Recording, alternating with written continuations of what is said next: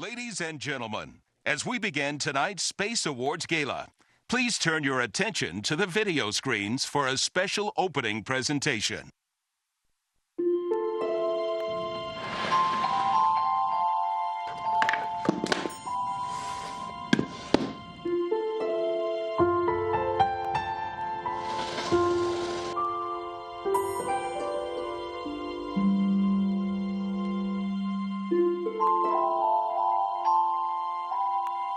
There is a light that shines inside us all. Don't keep Grandpa out too late. I won't, Grandma. It dwells at the very core of our being. A curiosity, a yearning, a need.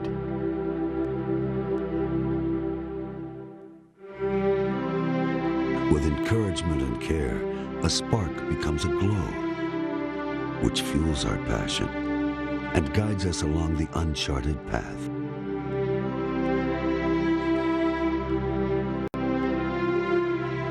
Opportunity and dedication kindle the flame, and the energy propels us, unknowing and unafraid, into the boundless and the undiscovered. This craving, this unexplained desire, shapes our journey and imbues our lives with substance. We seek out and search the unfamiliar. We find and we uncover. For somewhere, something incredible is waiting to be known.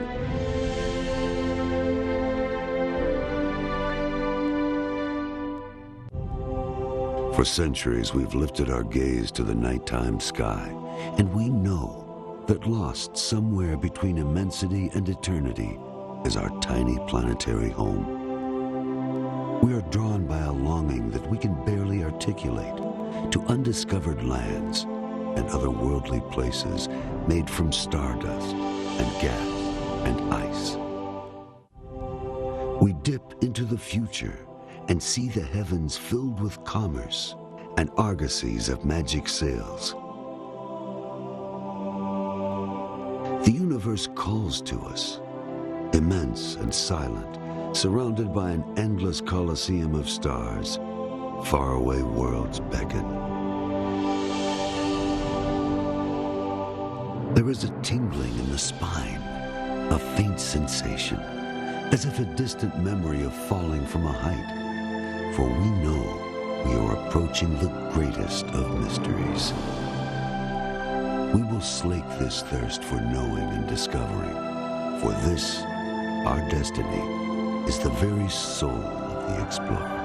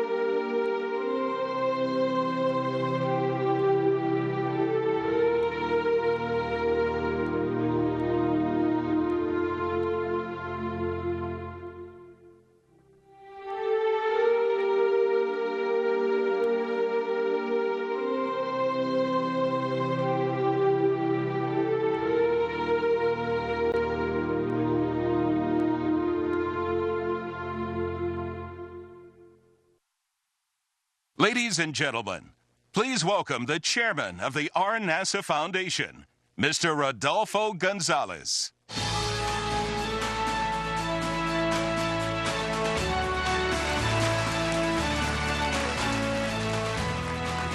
Thank you. Good evening, ladies and gentlemen.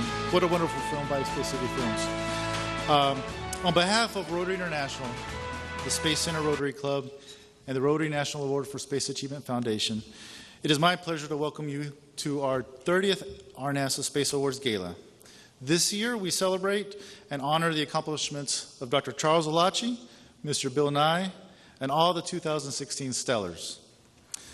The RNASA Foundation recognizes achievements in space from across the entire country and across all sectors, and we are honored to have so many visitors here with us tonight. Now I'd like to ask everyone to please rise and receive the Clear Lake High School Army Junior ROTC Color Guard, followed by Reagan Johnson, who will perform our national anthem.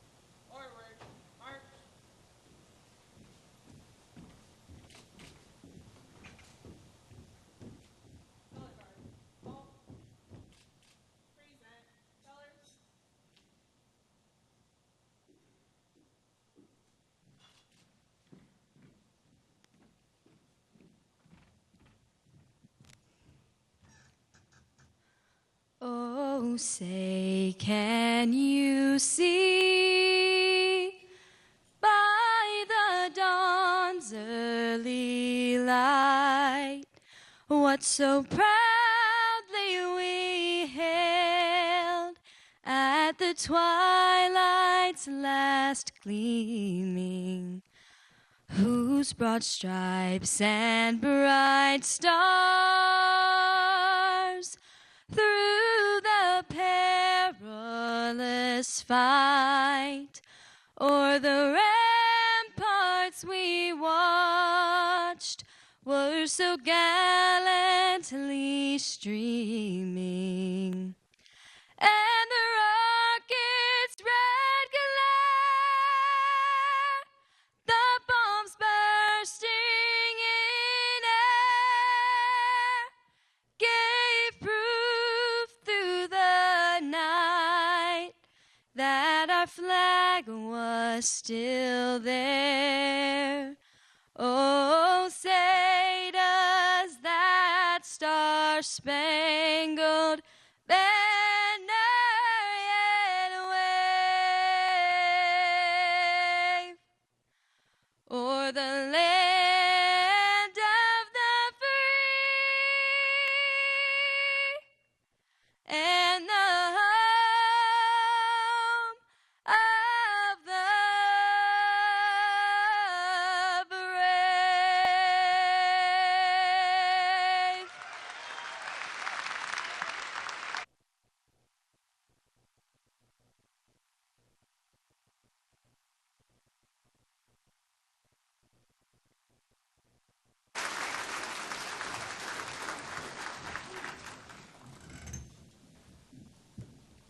Wow, what an inspirational rendition of our national anthem a cappella. Please be seated.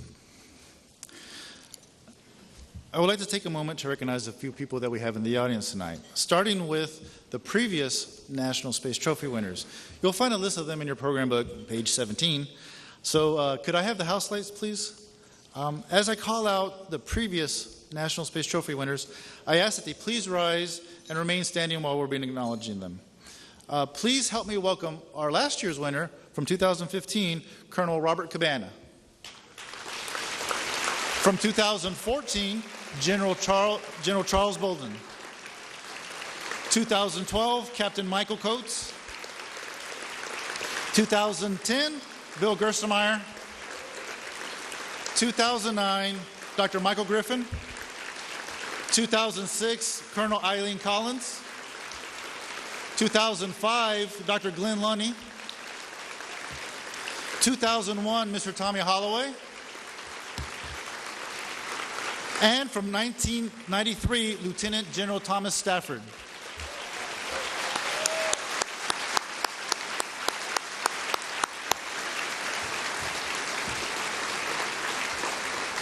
Thank you. And you can remain standing, actually, because I would now actually like to acknowledge all the Board of Advisors. These are the leaders in the space industry from across the country, and they vote annually on the current National Space Trophy winner. A complete list of them can also be found in your program book, and you might notice them wearing a red ribbon. Previous National Space Trophy winners join this illustrious group of people, and we are very grateful to have them all with us here tonight. So would all the advisory members please stand and be recognized?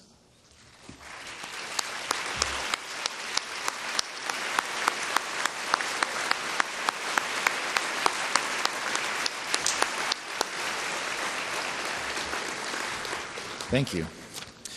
At the conclusion of tonight's program, we will ask all these members of the Board of Advisors to please join us on stage for a special group photograph.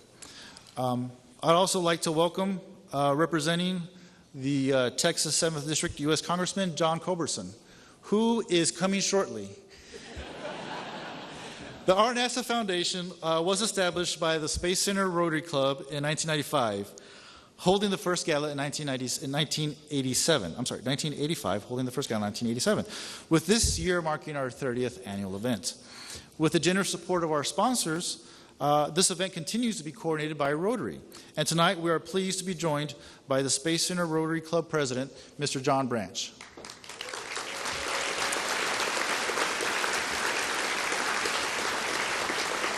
Sincerely, we would like everyone here to feel like distinguished guests. The Foundation welcomes you all. We sincerely hope that you have a wonderful evening. And now, Reverend William H. King III, pastor of the Greater New Hope Missionary Baptist Church, will give us the invocation.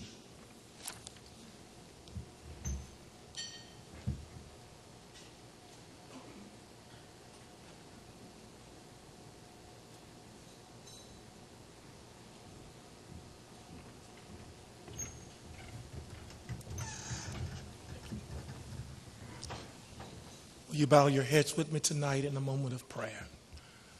Gracious God, our Father, we come with thanksgiving in our heart, appreciation for your grand, great, and glorious presence.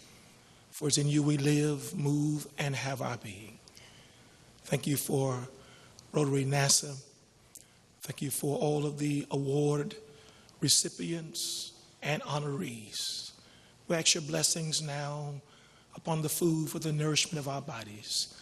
We might have the strength and energy to fulfill the divine purpose for which you've placed and positioned our lives to impact this great nation and world that we occupy.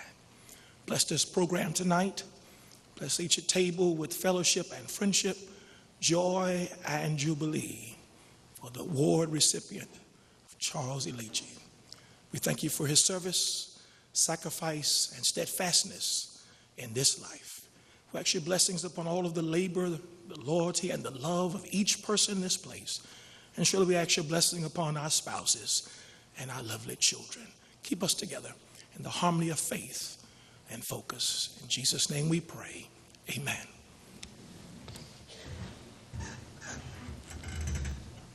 Thank you, Reverend King. Well, I'm really excited about tonight's program. I'm really excited about honoring Dr. Elachi, Mr. Nye, the stellar honorees, listening to PJ O'Rourke, and all the wonderful people that we have here to present these awards. And of course, we couldn't be happier about having welcoming back Miles O'Brien as our Master of Ceremonies here for the special 30th event. An added note, tonight's event will be recorded live and will be broadcast nationally on NASA TV next week. The program will air on Tuesday, May 3rd and Wednesday, May 4th, and will be shown twice daily at noon at 7 p.m. Central. So be sure to tell your friends, family, and co-workers, and don't forget to set your DVRs. The RNASA Foundation's mission is to encourage, recognize, honor, and celebrate U.S. space achievement. The members of the Foundation truly appreciate and recognize the work of this audience tonight. So let me leave you with my sincerest wish to please enjoy your evening, your meal, and your company. Thank you very much.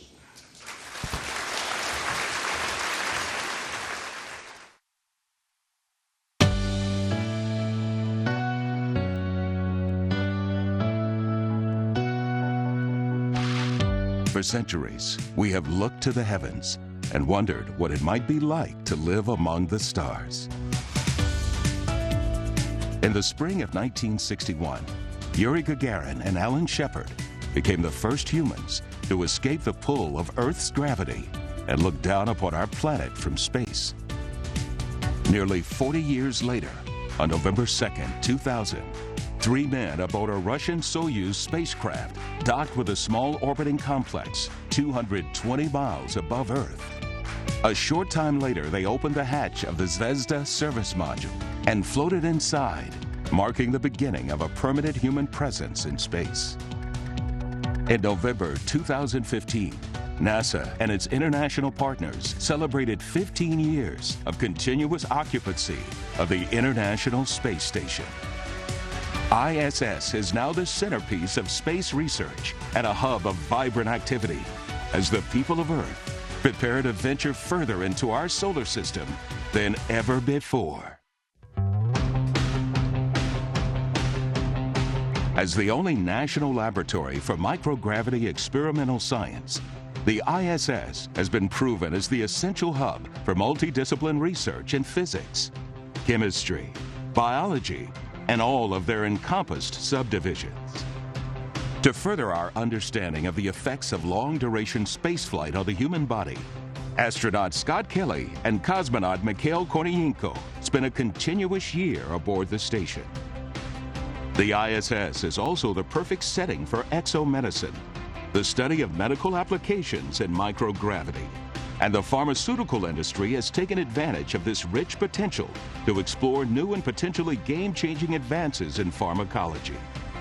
In addition to 4 crewed Soyuz arrivals and departures, several uncrewed agency and commercial flights delivered and returned cargo, supplies, and experiments to the station throughout the year. The Japan Aerospace Exploration Agency, or JAXA, successfully delivered 4 tons of cargo to the ISS with the H-2 transfer vehicle. The newly merged Orbital ATK successfully launched the enhanced Cygnus cargo resupply spacecraft to the ISS, setting the record as the heaviest payload ever carried by an Atlas V. SpaceX's Dragon capsule completed 2 of 3 scheduled resupply missions to the ISS in 2015, with the loss of a Falcon 9 launch vehicle in June.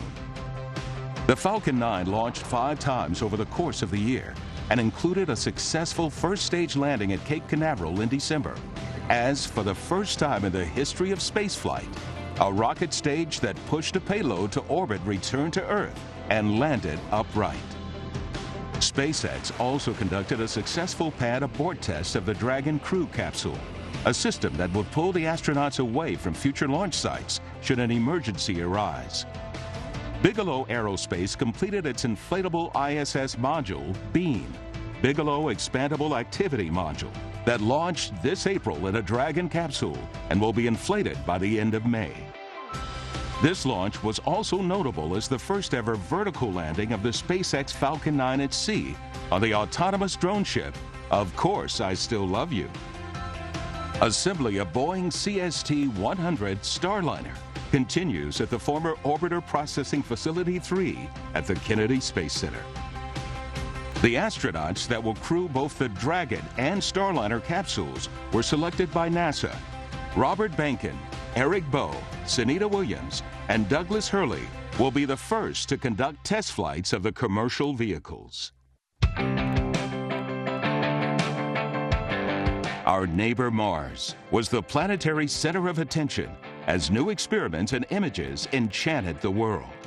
The ever-popular Curiosity rover celebrated 3 years of non-stop exploration, photography, and experimentation, boasting an astonishing 10 kilometers of Martian coverage. The 10-year-old Mars Reconnaissance Orbiter confirmed the evidence of liquid water on the red planet, a discovery crucial to potential human exploration. The New Horizons probe flew within 8,000 miles of the surface of Pluto and captured the closest ever imagery and analysis of the dwarf planet and its moon, Charon. New Horizons will continue the journey into deep space and target a new destination, the Kuiper Belt. At the center of the solar system, the MESSENGER probe concluded its 4-year orbiting study of Mercury by making one last course correction and plummeting into the planet's surface. MESSENGER flew by Earth once, Venus twice, and Mercury 3 times, sending a treasure trove of photographs and data about the planet's geology.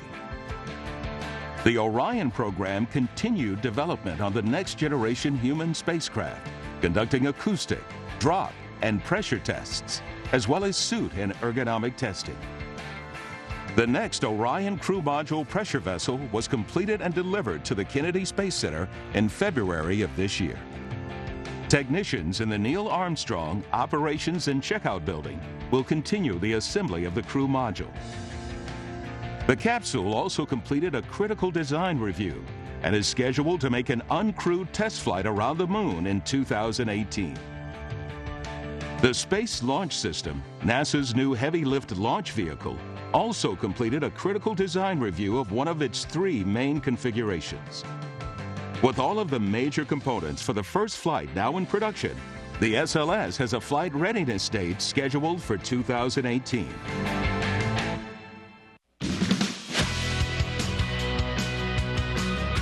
Blue Origin continues to make history with its suborbital spacecraft, New Shepard. In January, New Shepard successfully launched, reached suborbital space, and then landed under its own power. This historic feat was completed using the same engine and vehicle for all 3 flights, dramatically illustrating Blue Origin's ability to manufacture and operate reusable spacecraft. The Sierra Nevada Corporation was awarded a commercial cargo resupply contract for the company's reusable spaceplane, Dream Chaser. Dream Chaser is capable of low-G re-entry and runway landings, critical for the safe return of sensitive payloads and scientific experiments and immediate access to cargo. Tonight, as robotic explorers roam the surface of a neighboring planet and probe the outer reaches of our solar system, and human explorers conduct research and science just 300 miles above the surface of our planet, we pause to recognize and honor a visionary leader for his courage and commitment to reaching our goals in space. And we celebrate the accomplishments of those dedicated men and women who dare to push the boundaries of space exploration, whose contributions have paved the way for the generations to follow, turning our dreams to destiny. Ladies and gentlemen, please welcome your Master of Ceremonies, Mr. Miles O'Brien.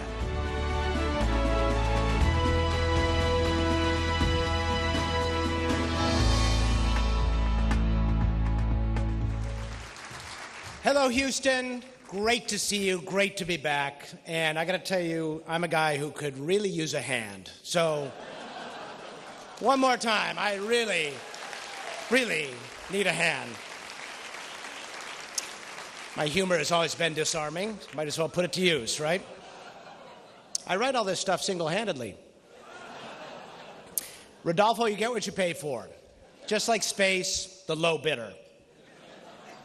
Tonight, we are here to honor a great man of space exploration, a man who grew up in Lebanon, learning about America through the lens of Hollywood. He went to Caltech in LA because it was not necessarily the home of Feynman, but more Flynn, as in Errol Flynn. The truth is, he was a little bit starstruck, but he ended up becoming acquainted with some more important stars, shall we say, and he runs a certain FFRDC that I like to call Disneyland for nerds. We are honored to be here to honor Charles Elachi. Give him one more round of applause. So, and I think I might have to read his speech because he's lost his voice. Do you want me to? I can read it for you if you want. Impersonating Charles tonight. 30 years. Think about that, 30 years. It's a long time. Who would have thunk we would have come this far from that first session in the Waffle House in Clear Lake? 3 decades. 15,768,000 minutes. You engineers knew that, right? 210 dog years. Or better yet, 3 successful moon races. In 1987, Let's go back. Turn the Wayback Machine. The stock market crash. President Reagan went to Berlin and told Gorbachev to tear down this wall. An 18-year-old West German by the name of Matthias Rust landed a Cessna 172 in Red Square. And there was an 18-month-old little girl by the name of Jessica McClure. Do you remember her? She fell down a well in Midland, Texas. And it gave a fledgling 24/7 cable news network, I won't mention their name, but their initials are CNN. It gave them the brilliant idea that live, continuous, incessant coverage of breaking news, it's hard to do quotes when you only have one, breaking news, to the exclusion of everything else, was a ratings bonanza. So I don't think it's too much of a stretch to say that we have Jessica McClure to blame for Donald Trump. Pure continuum there. Now, as Rodolfo said, the goal here is to put this show onto NASA television, and the more I tread into waters like that, the more likely they will be shifting from me at the podium to replays of the mission highlight reel of STS-125. So, I am not going to say a thing about my conclusion that this year's slate of presidential candidates offers slam dunk scientific proof of alien life. And I will not mention my suggestion that we should be pointing those SETI telescopes, the radio telescopes, at the conventions in Cleveland and Philadelphia this summer to see if we can finally make contact. I'm pretty sure there is a golden comb-over pompadour that might have a separate, distinct strain of life inside of it. Maybe. You have to ask yourself, why is he always talking about aliens? Maybe he is one. Just think about it, right? And then there's Ted Cruz. Ted Cruz, gosh, guys, he's the hometown guy I know, and you Texans are supposed to be so friendly. You always tell me how friendly you are. And how did you end up with Senator Grumpy Pants? What did that happen? How did that happen? Oh, excuse me. Producer Mark Cavacan's in my ear. They just queued up the Apollo 11 highlight reel on NASA TV. Sorry, Rodolfo. As I said, low bidder. What can I do? It's probably a good time to introduce our keynoter and get me out of this. He's much more adept at the professional art of skewering political figures. Among his books, Parliament of Whores. You know, his son is here. Can I say that with your son here, PJ? Yeah, anyway, Parliament of Whores and Don't Vote, It Might Just Encourage the Bastards. Among his quotable quotes, giving money and power to government is like giving whiskey and car keys to teenage boys. Our keynoter is a satirist, a journalist, and we presume, at least tonight, a lover of space. Please welcome P.J. O'Rourke.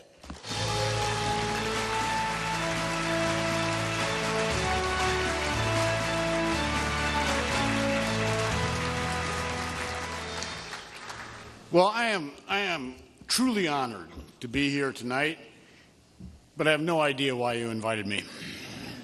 I love space. I really do love space, but I don't know anything about science. I don't know anything about rockets. You know, when people say it's not rocket science, they're talking about me. Actually, as a kid, I wanted to be an astrophysicist. I wanted to be in the forefront of space exploration. Then I found out science involves math.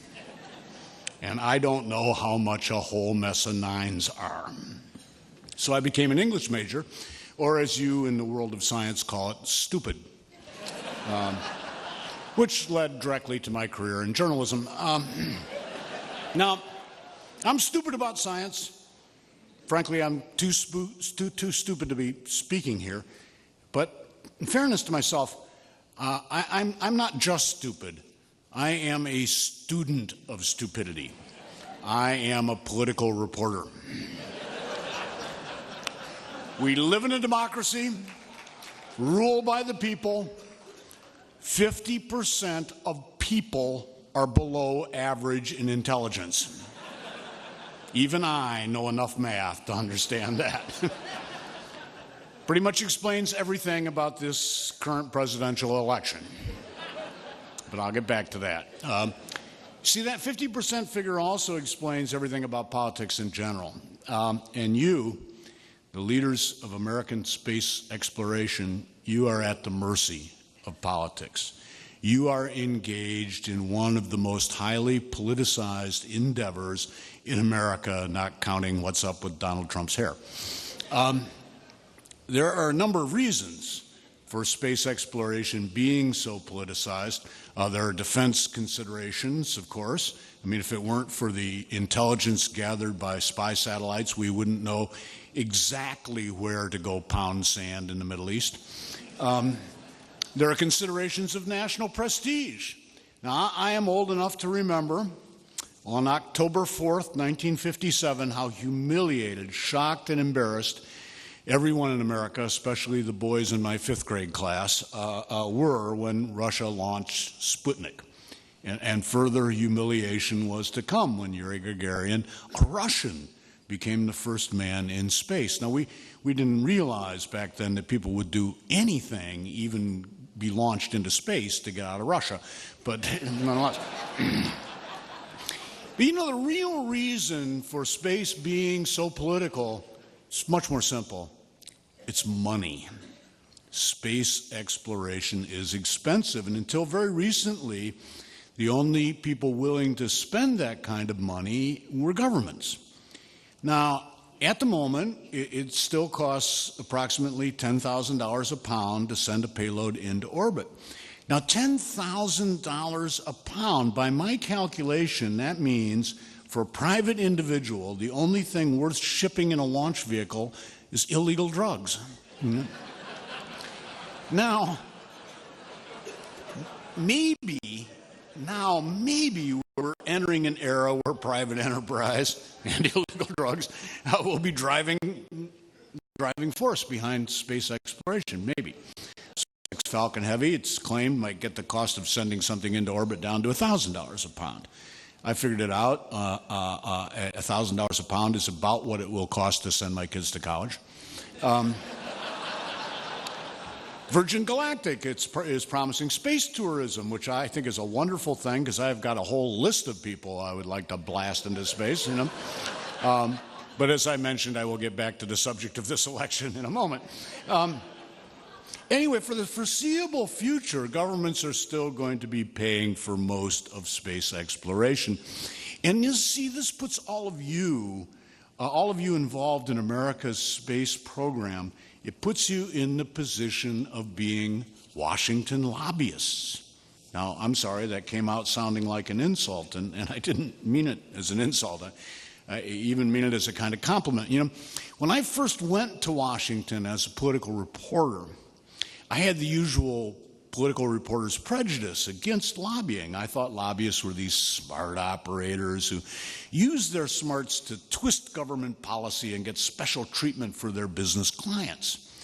And then one night I was having a drink with a congressional staffer, a friend of mine, and I said something about what smart operators lobbyists are, and my congressional staffer friend said, lobbying isn't about being smart. Lobbying is about being stupid. And I said, well, lobbyists aren't stupid. And he said, no, of course not. He said, congressmen are stupid. Not all of them. I think we've got one here. Not him. Other congressmen. And I said, well, what do you mean? And my staffer friend said, well, look, take a congressman from Oregon where there's a big timber industry. Now, he is perfectly capable of introducing a bill requiring all motor vehicles to burn wood instead of gasoline. Now, he gets together with a congressman from Maine, and you've got a bill requiring all motor vehicles to burn wood and potatoes. Then the two of them join with a congressman from California, and pretty soon you've got a law that your car has to be fueled by wood, potatoes, and the star power of Cate Blanchett. My staffer's friend says, if it weren't for lobbyists, you know, laws like that would get passed without anybody ever hearing a single objection from car makers, from fuel refiners, or from Cate Blanchett's agent, you know. Now my staffer friend did not mean that congressmen are stupid in a low IQ sense, although that happens. But he meant that Congress has a lot more power to act than it has intelligent information to act to pawn. And this is why business people, including you people who are in the space exploration business, you have to give politicians the business by lobbying them. But as space lobbyists, you're in a tough position. I mean, what with the deficit and the national debt, congressmen are looking everywhere for budget cuts, everywhere that is except in their own congressional districts, which is why I think you should have launch pads in all 435 congressional districts. And Congress would really be a lot more supportive of NASA. Anyway, you're in a tough position. It's tough, but it's not impossible. I mean, for instance, I'm a budget hawk. I want to cut all government spending. I mean, I want to means test the interstate highway system. You know, I want to go out there and say, you in the Cadillac Escalade, go buy your own I-45, you know. But I still support funding for NASA. I support increased funding for NASA. Why? Well, for what? Yeah. Where's the downside? I mean, for one thing, NASA's budget is $19 billion. I love government. I mean, where else, if it weren't for government, could I get an opportunity to say the words, just $19 billion? Look, $19 billion is only about $60 a person per person in America. $60. I can't go see the Red Sox for $60, I mean, let alone go see the rings of Saturn, you know? For another thing, space exploration is one government program that isn't screwed up. I mean, compare it to No Child Left Behind, you know? What if they deserve to be left behind? What if they deserve a smack on the behind, you know? I mean, nationwide testing program to test whether kids are what? Dumb? You've got kids. Kids are dumb, you know? But the most important reason to support space exploration is that it is an investment in pure knowledge. We have no idea what that knowledge will be. We have no idea how that knowledge will be of use. It is a speculative investment, but when mankind has invested in pure knowledge, the results have been spectacular. Like Alexander the Great's dad, you know, he hired Aristotle as Alexander the Great's tutor, and the kid went on to conquer the world, you know. I mean, or Albert Einstein. He's formulating the theory of relativity, and he's got no clue what anybody's going to get out of the time and effort that he was investing in pure knowledge. But we were pretty glad to have that knowledge when we needed to put an end to World War II with an atomic bomb, right? Or Mark Zuckerberg's parents sending him to Harvard, you know, an investment in pure knowledge. And little did anyone know that it would result in my daughter's stupid Facebook page. It's not every investment in pure knowledge works out. And there's one more reason that I support spending money, and lots of it, on space exploration, because it's just so cool. It's just so damn cool. I mean, I will never forget it. July 20th, 1969, a man on the moon. This is so cool. And mind you, this is the 1960s. A couple of bong hits, and I was on the moon every weekend. But it was still just so cool, you know. And you know, the government doesn't do all that many cool things, you know. I mean, if the government was a high school student, it would be eating lunch alone, you know, in the cafeteria, at the IRS table, you know, I mean, you know. So, all of you have to think like Washington lobbyists. You have to think like Washington lobbyists, and you also have to think like some kind of intellectual investment bankers, First National Bank of the Mind, you know. Plus, you have to understand politics. Which brings me, as threatened, to this year's political election, which certainly seems to come from outer space, you know. But other than that, what we have heard from the 2016 presidential candidates about space policy has been space between their ears, you know. Nothing. I mean, first thing I want to note is that none of the 2016 candidates, to the best of my knowledge, none of the 2016 candidates, and there were about 40 of them, not one of them reached out to NASA Administrator Charlie Bolden. Now, General, I hope I'm wrong about that, but I think he's shaking his head over there. I'm afraid I'm not wrong about it. Yeah, you know, thanks to Bill Nye, I consulted our friends at the Planetary Society about space policy campaign platform planks. They've been keeping pretty careful care of this, careful watch on this. Bernie Sanders is a little evasive about his previous votes to cut NASA budget.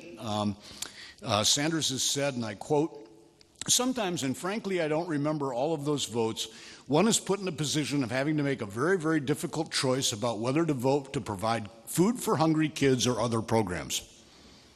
Bernie, NASA's budget is less than 0.5% of the federal budget. 0.5%. Now, hungry kids need about 1,800 calories a day. 0.5% is 9 calories. That's 4 pieces of asparagus, you know? And kids don't even like asparagus.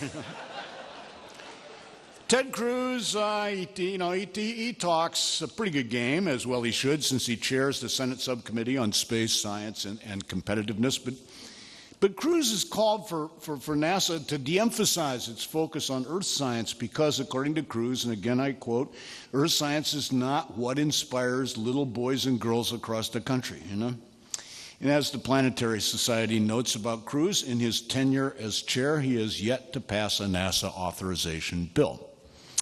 Now, Donald Trump says, well, he says the sort of things you would expect Donald Trump to say.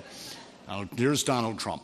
"In the old days, NASA was great. Right now, we have bigger problems. You understand, we have to fix our potholes," you know, with his hair stuffed in them would be my guess. Hillary Clinton, with Hillary Clinton spaces, well, with Hillary Clinton, everything is personal. Here is Hillary Clinton on the subject of space in the Washington Post. She said, and I quote, "When we decided under President Kennedy's leadership that our nation was going to go to the moon and we were going to have an astronaut program, I wanted to be an astronaut. So when I was about 13, I wrote to NASA and asked what I needed to do to try to be an astronaut. Of course, there weren't any women astronauts, and NASA wrote back and said there would not be any women astronauts, and I was just crestfallen." As for John Kasich, Planetary Society says we could find no statements regarding NASA by John Kasich. You know? Who are these jacklegs, these highbinders, these wire pullers, mountebanks, swellheads, bunkum spigots, boodle artists, four-flushers, and animated spittoons offering themselves as worthy of America's highest office, you know? I mean, Cruz, Kasich, Clinton, Sanders, and Trump. That's not a list of presidential candidates. That's the worst law firm in the world. You know? That is a law firm that couldn't get Caitlyn Jenner off on a charge of Bruce Jenner identity theft. You know, when all this started, it looked to me like, well, the two candidates were for sure were going to be Hillary and Jeb. And, you know, the electorate would go into the voting booth, see the names Bush and Clinton, and think to themselves, gosh, I'm getting forgetful. I did this. And they'd leave without marking the ballot, and voter turnout would be 6%, you know? Yeah, a shuttle from the old age home would bring a few senile Republicans to the polls, you know. Democratic National Committee bus would collect some derelicts from Skid Row, and we would have the first president of the United States elected by a franchise limited to sufferers from Alzheimer's disease and drunken bums, you know. What happened with Jeb Bush? You know, I mean, Jeb, he had it all. I mean, he's young for a Republican. Phi Beta Kappa, successful businessman, former governor of Florida, where balloting incompetence and corruption are vital to the GOP, you know. Plus, he was rolling like a dirty dog in campaign contributions, you know, and then just all went wrong, you know. And Hillary comes up against Bernie Sanders, you know, the screwy, kablooey commander of the Vermont Kong, you know. Bernie says he wants to make America more like Europe. Great idea, because Europe has had a swell track record for like 100 years now, you know. I mean, ever since Archduke Ferdinand's car got a flat in Sarajevo in 1914, you know. Make America more like Europe. Where do you even go to get all the Nazis and commies and 90 million dead people that it would take to make America more like Europe? You know? Meanwhile, Hillary carries more baggage than the Boeing she used as Secretary of State, visiting every country that later blew up in her face in her quest to fulfill the mission of the U.S. Secretary of State, which is to accumulate frequent flyer miles. You know? On the upside, Hillary is familiar with the White House. She knows where the extra toilet paper is stored and where the spare key to the new missile launch briefcase is hidden. It's on the Truman balcony, second pillar from the left. Ted Cruz, a cultural conservative. Ted is still fighting the culture wars. He's up on the front line, bravely firing away without noticing that the other side has gone home to celebrate victory, you know, with legalized marijuana at same-sex wedding receptions, you know. Ted, knock it off, you know, and also Ted, stop the anti-abortion rants. I have two teenage daughters. If abortion laws need any tweaking, it's this. The woman gets to decide what to do with the baby, and I get to decide what to do with the boyfriend. Then there's Kasich. You know, Kasich, a conservative guy who's very popular in Ohio, a state that's purple as Barney the dinosaur. But the GOP is in no damn mood for competent, experienced politicians with broad popular appeal. Which leaves Donald Trump. And I support Donald Trump. And I'll tell you why I support Donald Trump. I support Donald Trump because of something the great political satirist H.L. Mencken said. Mencken said, democracy is the theory that the common people know what they want and deserve to get it, good and hard. I mean, Trump's chief domestic policy goal will be to be on TV, you know, and as president, he'll get to be on TV all the time, 24/7, you know. Might not be a bad thing. I mean, just spraying his hair during commercial breaks. It's going to keep him too busy to push any other bird brain schemes that he might have up his sleeve. And then imagine Trump's foreign policy. Here's a guy, he's under the illusion that he's about 10 times richer than he actually is. He believes President Obama was born in Kazakhstan to the Queen of Sheba, and he thinks childhood vaccination caused the movie Rain Man, you know? Now, Russia, China, Iran, ISIS, the Taliban, and Hamas are going to be paralyzed with fear. Who knows what this lunatic is going to do, you know? Well, what he'll do is build hundreds of Trump casinos, Trump hotels, and Trump resorts in Moscow, Beijing, Tehran, Raqqa, Kandahar, and the Gaza Strip. And then they'll all go bankrupt, you know, the way Trump Taj Mahal, Trump Plaza Hotel, and Trump Entertainment Resorts did, you know. Trump will leave Russia trying to palm off eastern Ukraine on angry bondholders and China auctioning distressed property in the Spratly Islands. And hell, this may work, you know. No, it won't. No, it won't. This election, it stinks. It stinks, and I am full of righteous indignation. I am a political humorist, and I can't be funnier than this election. I am a political satirist, and this election is fully self-satirizing. And I am a political commentator, and I can't get a word in edgewise with Trump around. So I am not only full of righteous indignation, I am unemployed. Thank you.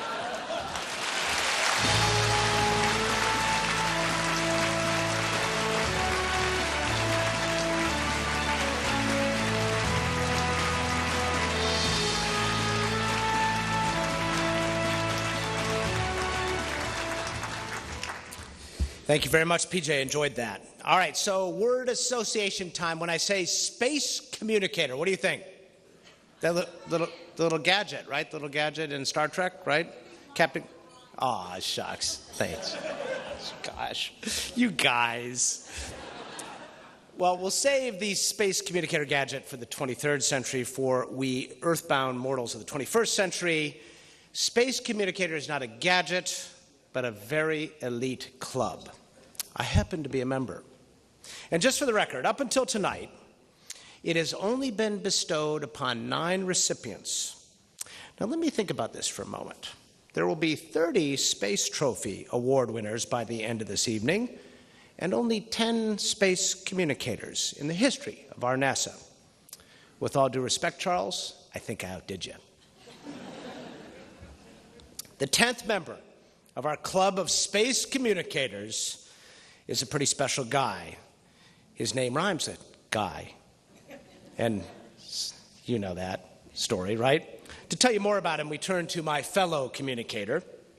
Number 4, for those of you who are keeping score at home, the man who throws the best parties in the space business. Please welcome space communicator Elliot Pullum.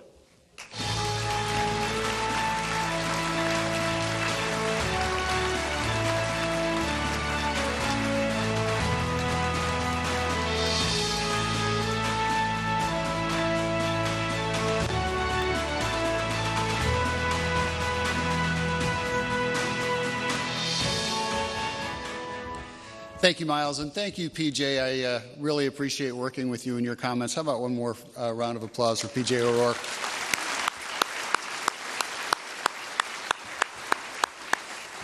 It is great to be back in Houston for this wonderful event. It's one of those events that I try very hard not to miss every year. It's a great homecoming, a great opportunity to see friends, and as usual, Rodolfo, you and your team have done a spectacular job. How about a hand for RNASA?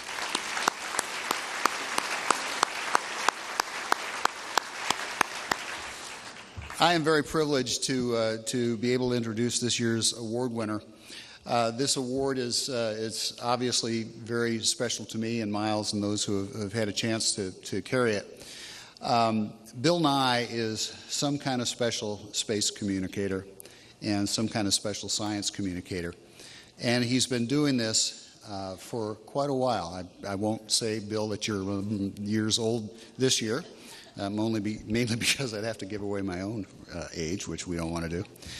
But Bill and I have some interesting connections that go all the way back to Seattle in the 80s, when we both worked for this little aerospace company up there that used to build airplanes and things like that. I think they still do that. And I was working in the space part of the business, and on our television sets on the weekends, we used to get a program called Almost Live. And Almost Live was a Seattle version of Saturday Night Live, except they didn't have the budget to be live. And so it was sketch comedy, and it was an ensemble cast. And at the time, I don't think anyone would have predicted that the member of that cast that would go on to the greatest career and have the most impact on our lives would be a young man at that time named Bill Nye. Bill parlayed his thespian experience and his great ability to communicate through a camera into something that we all know is not just a program, not just a cultural phenomenon. It is a brand and a force that, even though no longer in production, continues to have huge impact around the world. And that, of course, was a creation of Bill Nye, the science guy. More people have probably learned science from Bill Nye than anybody else on the planet because of that program. Bill did not stop there. I've had the opportunity to work with Bill in a number of fun instances. I remember sitting at the Explorers Club with Neil Tyson, sitting around a microphone and what was supposed to be a recording of Space Talk that was really more of a free-form riff rap on space culture. And to have his knowledge and his wit is quite a rare combination. Bill has kept current with his outreach and his mastery of the media. I don't think there's a day that goes by that you don't see Bill doing something or other on social media. This morning, Bill, it was some kind of dance thing you were doing. It was International Dance Day or something, and who knew that old white guys had that kind of move? But Bill, fantastic. Bill has also really come into his own in a way I think none of us expected as the CEO of the Planetary Society. The Planetary Society is a tremendous organization, and we feel like it's a great complementary organization to what we do at the Space Foundation, and we're delighted to work with them from time to time all throughout the year on different projects together. The Planetary Society has always been there as an asset, but what Bill has done with it by bringing the Bill Nye brand to it is nothing short of amazing. He has taken the organization to new heights. He has become just one of the most respected spokespersons, as well as the most sought-out individuals in our business for selfies, as you noticed during the dinner tonight, as he was barely able to get a bite in edgewise. But a fantastic advocate for space and science, a fantastic defender of scientific principles and scientific method, somebody that knows the difference between a fact and an opinion, and somebody who's not afraid to go out and talk to anybody who needs talking to have their attitude adjusted. And he is a tremendous hero for us, and throughout all of that, he's been front and center on the camera. And so if we could, I'd like to have the short video we have about Bill.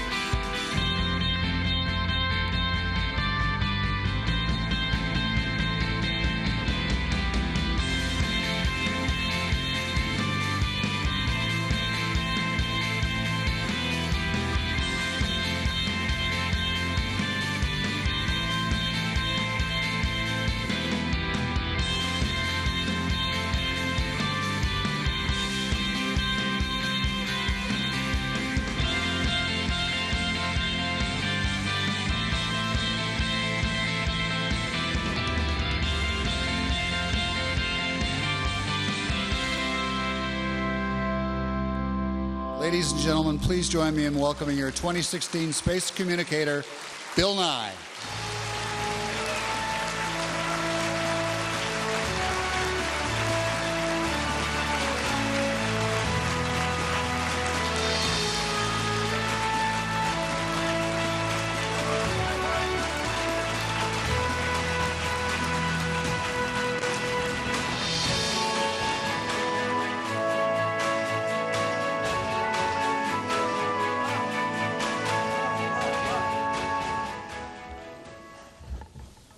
Thank you all. Wow, thank you, Elliot. My goodness. I'm just some guy. Thank you. Just trying to change the world, that's all, people. For those of you who for some reason are not members of the Planetary Society, takes all kinds to make a world, I encourage you to check us out. Anyway, thank you so much for this award. This is fantastic. If you guys don't know the story, I'm a mechanical engineer.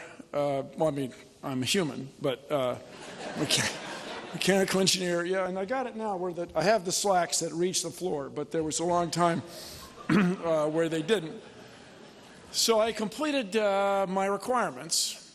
As you may know, I went to Cornell University, and that was a result of some remarkable clerical error in the admissions office. But I finished, and so I took one class from Carl Sagan, and it changed my life. Carl Sagan spoke eloquently about space travel being very much like our predecessors, our ancestors who sailed on the ocean, the trackless ocean, found their way around their entire world just as we are just dipping our toe in the cosmic ocean. And so he started the Planetary Society in 1980. I see some young people here. I got a letter in the mail. I don't know if you've seen these. You can store information outside of your body on these sheets. They were made from wood fibers. It was a long time ago, and I've been a member ever since, and then I got on the board of directors, and now I'm the CEO of the Planetary Society. And what I like to say we do is advance space science and exploration. We want everyone in the world to know the cosmos and our place within it. And everyone has been affected by space exploration. First of all, everybody here is wearing clothes that were probably manufactured elsewhere, and it is only through our ability to navigate the seas between continents that we have international commerce. But it is now to the point where if the weather report is off 20 minutes, everybody starts complaining. And most of us cannot determine which side of the street we're on without looking at our phones to make sure where we are. And that is all the result of space exploration. But in the bigger picture, we are living at an extraordinary time, an absolutely extraordinary time. It is very reasonable that in the coming years, someone will get close enough to something on Mars or Europa, the moon of Jupiter with twice as much seawater as the Earth, to determine whether or not there's something alive there. Now, I got a message today from a member of our board, I guess I can say his name, Scott Hubbard, who was one time considered the Mars czar, and he reported that it is based on camera observation from the Mars Reconnaissance Orbiter that there is a recurring slope lineae, an RSL, a rivulet, a little flow of water on Mars, that is within reach of the Curiosity rover. Now, if you guys know the Curiosity rover, it's part of the rover program that includes Spirit and Opportunity. So all in that program, Charles, you can correct me, but it's right around $2.5 billion, 3 rovers on Mars, and they're not even locked.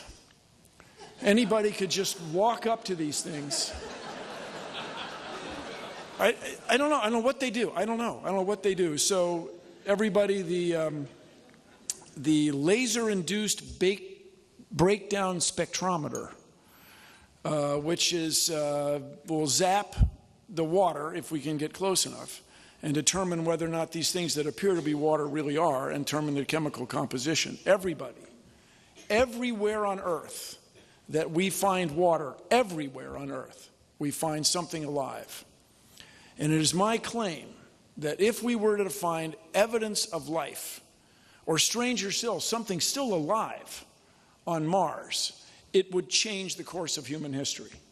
It would change the way each and every one of us feels about what it means to be a living thing in the universe, in the cosmos. I'm not saying everything would change like immediately, like we wouldn't start like driving on the left in Texas. But it would change the way everybody feels about being alive here in the universe. And this would be extraordinary.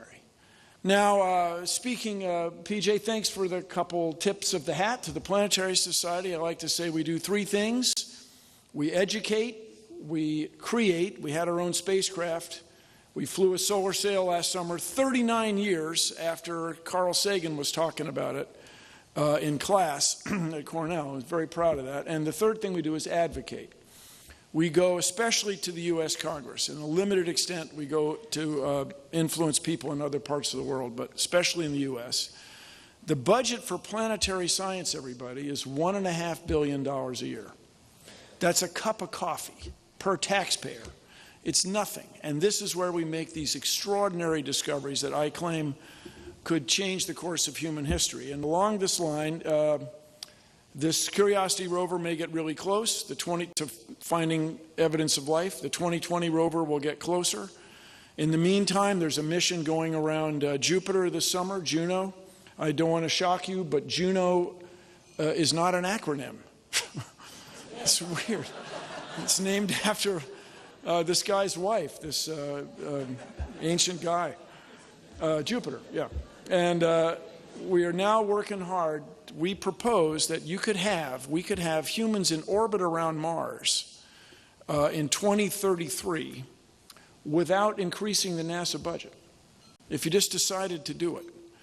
And so we do this is because people, our citizens want this. We have 46,000 members around the world. We're growing because everybody is interested in space. Everybody wants to know these answers to the 2 deep, deep questions.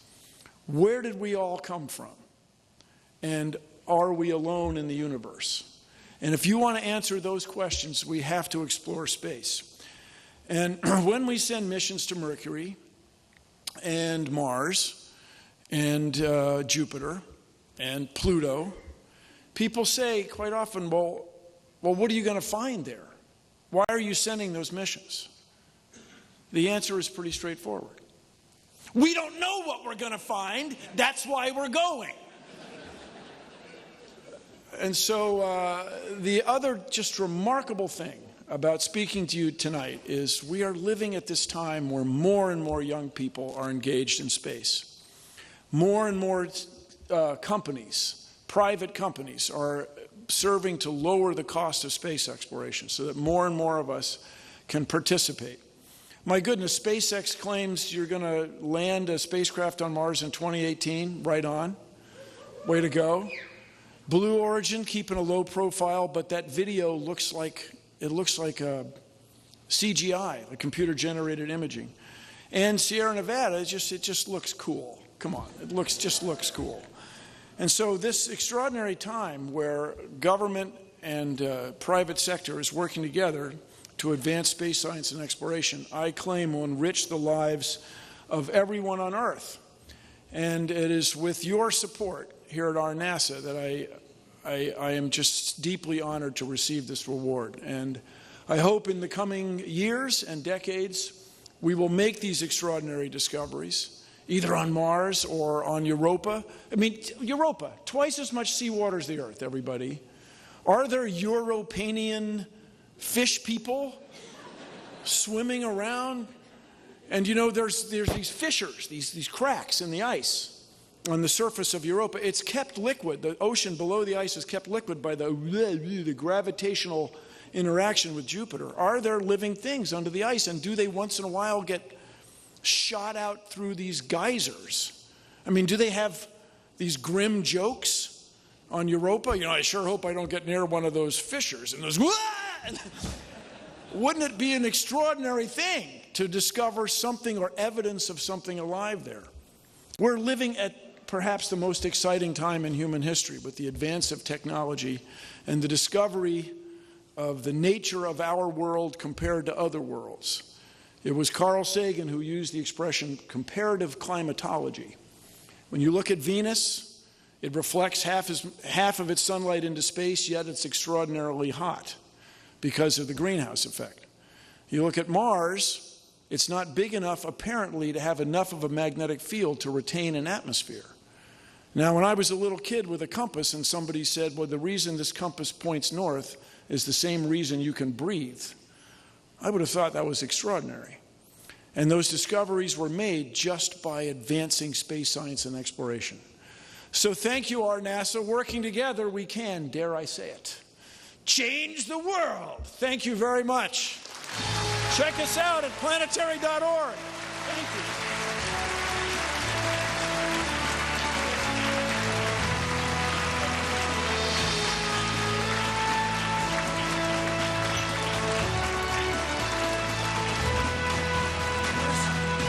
There is a lot of gravity up here. Thank you. Good luck with the TSA on that thing. So, as a former anchorman, I am completely comfortable accepting a lot of credit and compliments for things I had nothing to do with. A lot of astronauts can relate to this, I think, don't you think? You are my friends, I love you, don't worry. But we have this thing. The truth is, we are nothing without our respective teams, and it's nice every now and then to actually share some of the credit with them, those who are not in the limelight. So let's do that right now so we can get back to being our narcissistic selves later, okay? I'm talking about the Stellar Awards, of course. This year there were 104 individuals and 34 teams, a total of 138 nominations from 16 different states, the district, and 25 different organizations from across industry, NASA, and DoD. We want to thank our stellar ranking team. They had a hard job. Dr. Glenn Lunny, Arnie Aldrich, Colonel Eileen Collins, Captain Michael Coates. Give them a quick round of applause because that's a lot of work. They had to rank the candidates, and while only a few can be winners, they're all outstanding in their work. And if you see them with the ribbon, blue ribbon, I believe, please recognize them. Give them a big hug. Give them a wet kiss. Tell them we just love the fact that you're doing the space thing. So without further ado, let's bring up a couple of those narcissistic blue suiters. I promise they won't talk about themselves tonight. They will instead talk about these wonderful Stellar Award recipients. One of them is an Air Force officer, a mission specialist, a spacewalker, and a veteran. See, I'll talk about them. A veteran of STS 110, 122, 135, Colonel Rex Walheim, and a veteran of STS 121, 120, 131, Stephanie Wilson. Give them both a warm round of applause.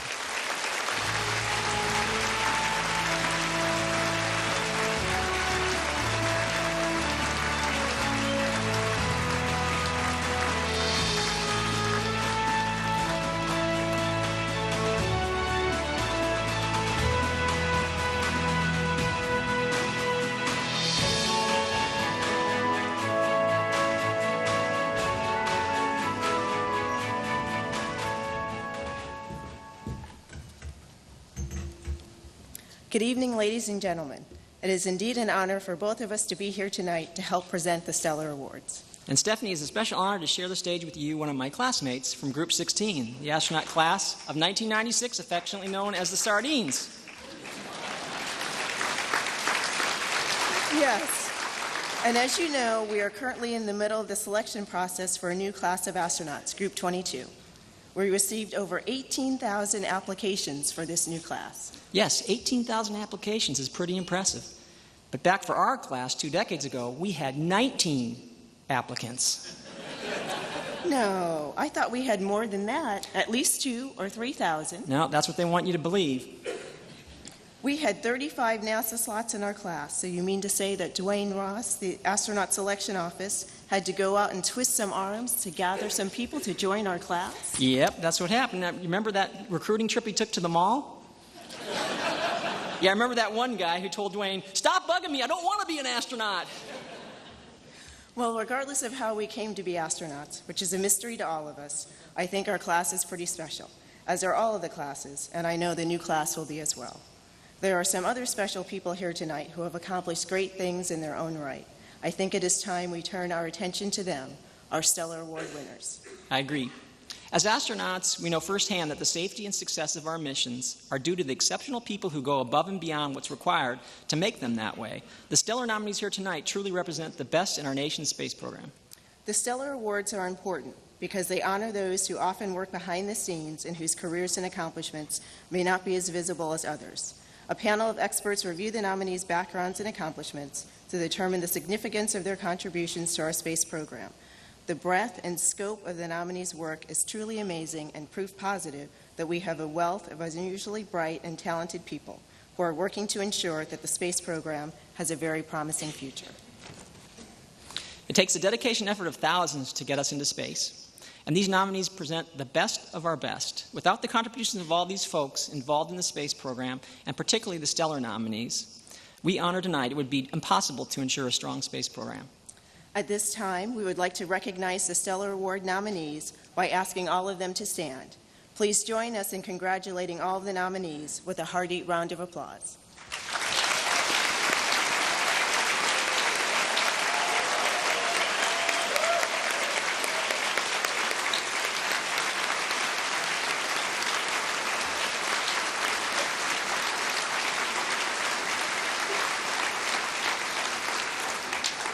And in case you haven't noticed, all the Stellar Award nominees are wearing blue ribbons this evening, so they may be recognized.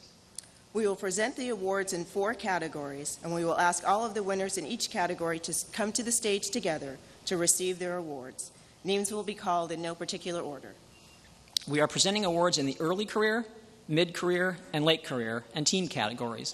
Within each of these groups, nominations were solicited from across the space industry for nominees involved in the government and corporate programs, as well as those involved in human and unmanned spaceflight activities.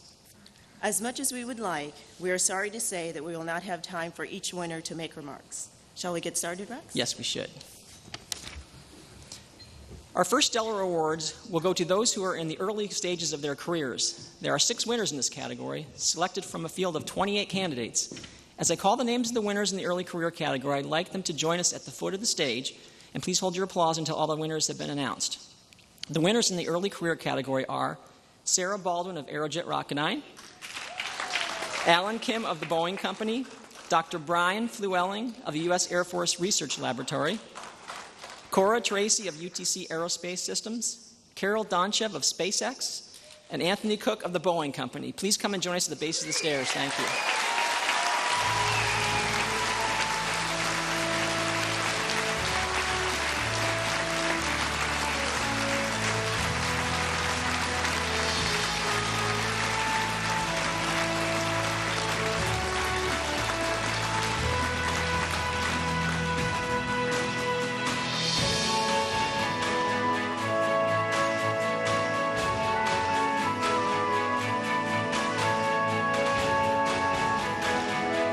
Okay, the first award goes to Sarah Baldwin of Aerojet Rocketdyne for outstanding leadership, technical excellence, and innovation in flight operations, contributing to the 100% mission success of the RS-68 rocket engine. Okay.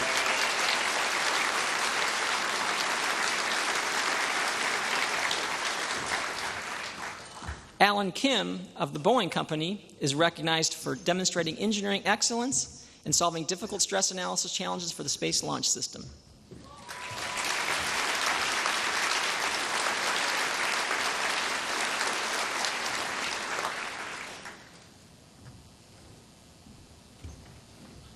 Dr. Brian Flewelling of the United States Air Force Research Laboratory is recognized for outstanding contributions to large image processing and computer vision applied to advanced space object detection, tracking, identification, and characterization.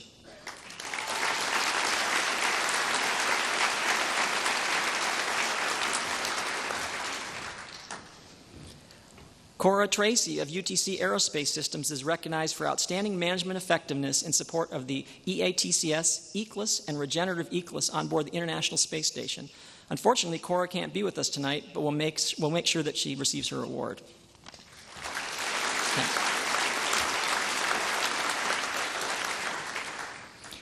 Kiko Donchev of SpaceX is recognized for exceptional leadership overseeing the pad abort test of the Crew Dragon spacecraft's integrated launch abort system.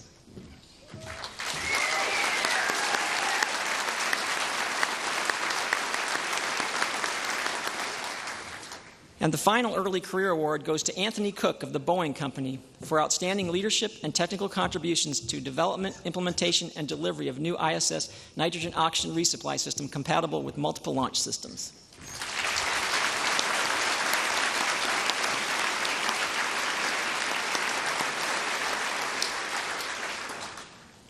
Ladies and gentlemen, please join us in congratulating all of the stellar winners in the early career category.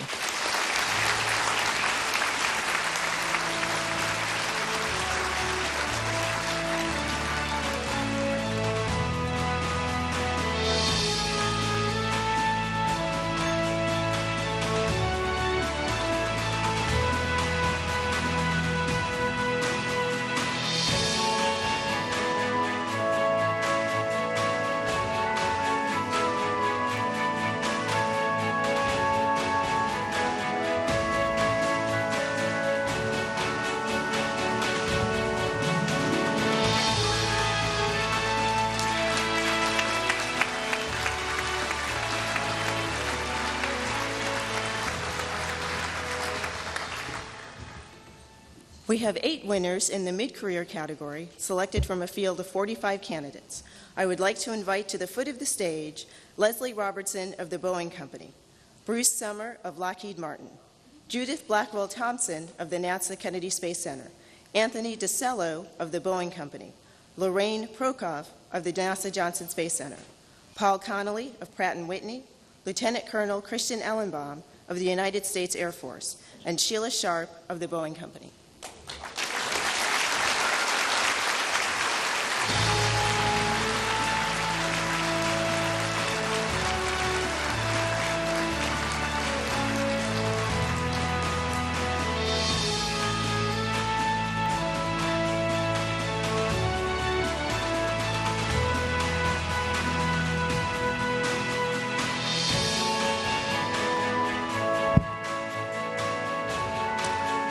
Leslie Robertson of the Boeing Company is recognized for outstanding technical knowledge and ingenuity in the development and deployment of compiler, patch, and review tools for the ISS program, including training and support across ISS software development teams.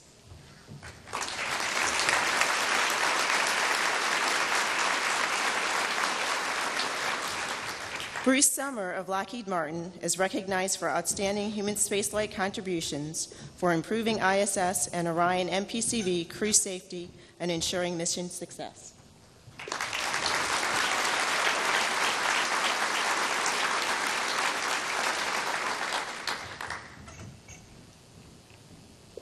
Judith Blackwell Thompson of NASA Kennedy Space Center is recognized for exemplary leadership and sustained contributions to manned spaceflight launch planning and execution. Unfortunately, Judith cannot be here with us tonight, but we will make sure that she receives her award.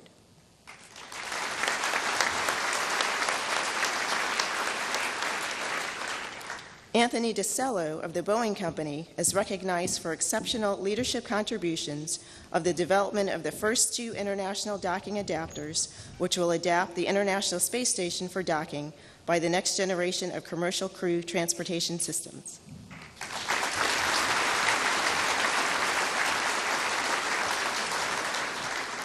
Lorraine Prokoff of NASA Johnson Space Center is recognized for pioneering contributions to aerospace software engineering, including significant advances in human spaceflight software affordability.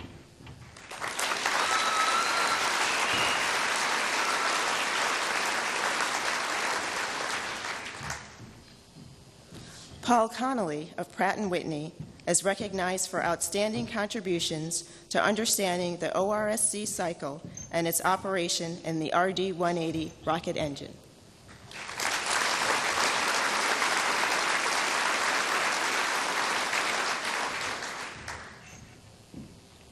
Lieutenant Colonel Christian Ellenbaum of the United States Air Force is recognized for exceptional contributions to the Space-Based Infrared Systems Program, reducing satellite production costs over $1 billion. The Lieutenant Colonel could not be here with us tonight.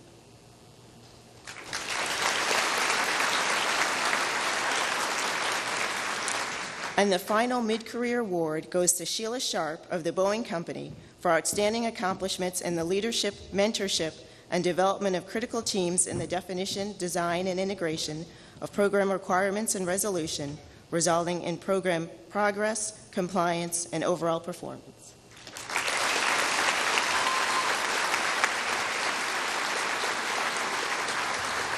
Ladies and gentlemen, please congratulate all of the winners in the mid-career category.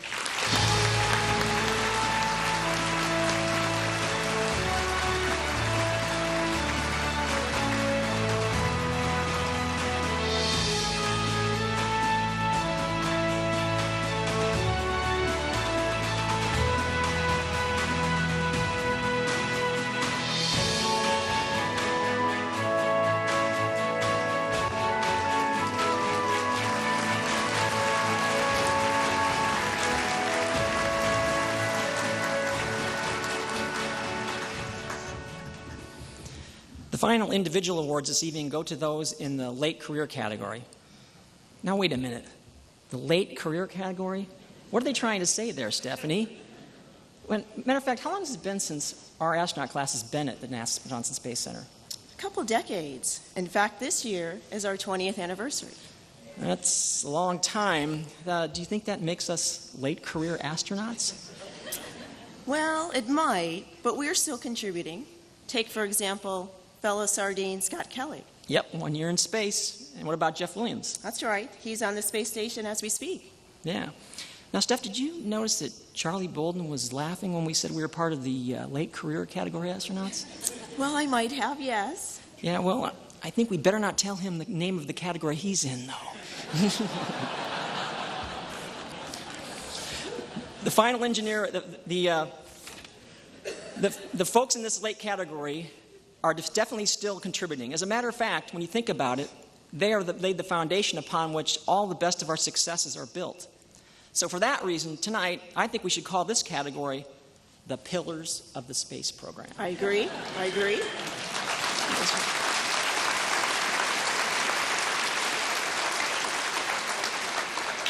Of the 30 nominees received in this category, we have 5 winners, and I'd like to invite all of them to the foot of the stage as their names are called. They are Mark Craig of SAIC, Dr. Jeffrey Landis of NASA Glenn Research Center, Lawrence Price of Lockheed Martin.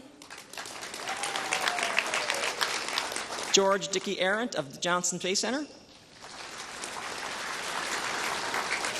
Robert Brazier of Aerojet Rocketdyne.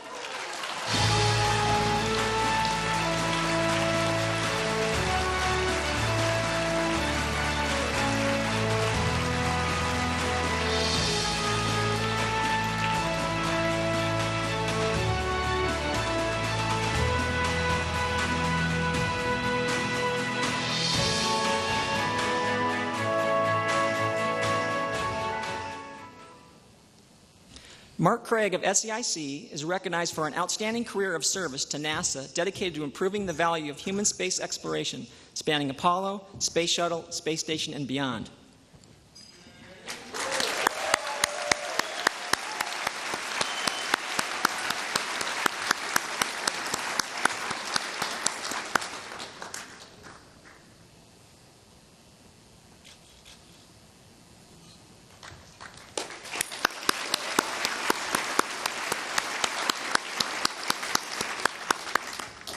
Dr. Jeffrey Landis of NASA Glenn Research Center is recognized for exceptional technical achievements and leadership in developing photovoltaic power systems and advanced concepts in support of NASA missions.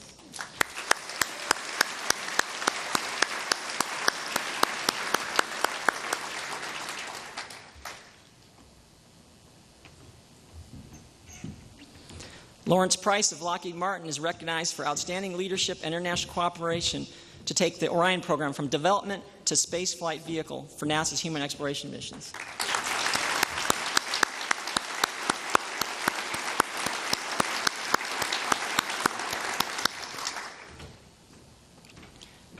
George Dickey Arendt of NASA Johnson Space Center is recognized for outstanding dedication to exceptional electromagnetic technology development utilizing collaborations from within and outside the agency.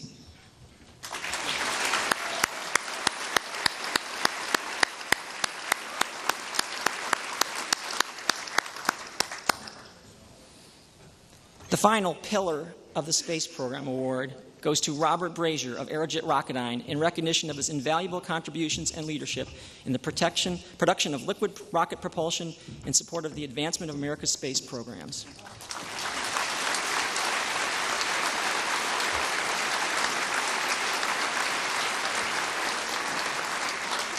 Please join me in congratulating all the winners, and I present to you the pillars of the space program.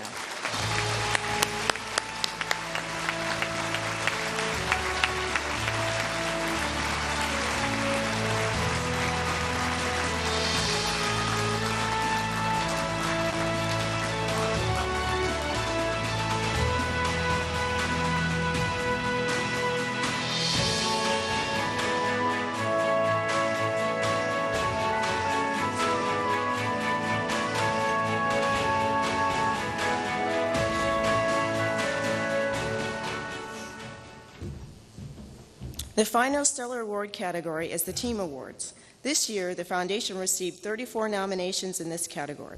7 winners were selected from this very high-quality list. I would like to ask the team representatives for the following teams to come forward to be recognized. EFT-1 Orion Aerojet Rocketdyne Propulsion Team of Aerojet Rocketdyne. Pendulum Team of NASA Johnson Space Center. Fan Punt Separator Bearing Corrosion Anomaly Resolution Team of UTC Aerospace Systems. International Space Station Hardware Recovery Team for launch on HTV-5 of the Boeing Company. Automated Navigation and Guidance Experiment for Local Space, aka ANGELS, Program Team of the United States Air Force Research Laboratory. OA-4 Return to Flight Team of Orbital ATK. And Orion EM-1 Critical Design Review Team of Lockheed Martin.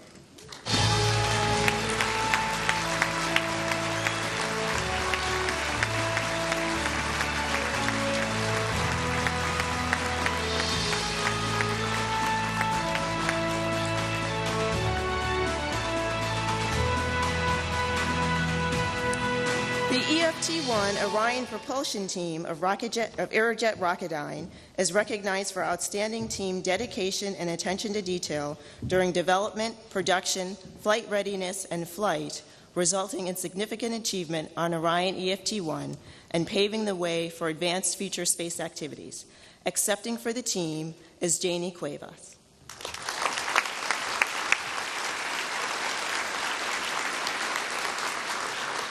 The Pendulum team of NASA Johnson Space Center is recognized for outstanding team effort in mitigating the Orion pendulum motion anomaly. Accepting for the team is Yasmin Ali.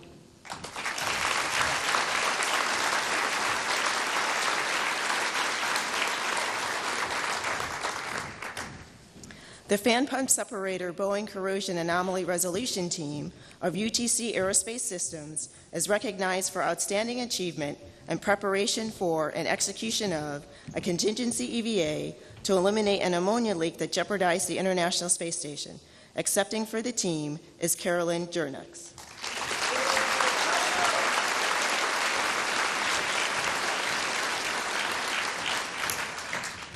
The International Space Station Hardware Recovery Team for Launch on HTV-5 of the Boeing Company is recognized for quickly accelerating manufacture and test of hardware and rebuilding several critical hardware items for on-time delivery to meet the HTV-5 launch, support of on-orbit operations, and support of crew health and safety.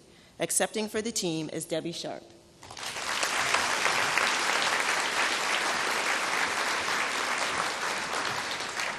The Automated Navigation and Guidance Experiment for Local Space Program Team of the Air Force Research Laboratory is recognized for outstanding team achievement in evolving the Air Force's ability to responsibly perform space situational awareness missions. Accepting for the team is Tori Gunkin.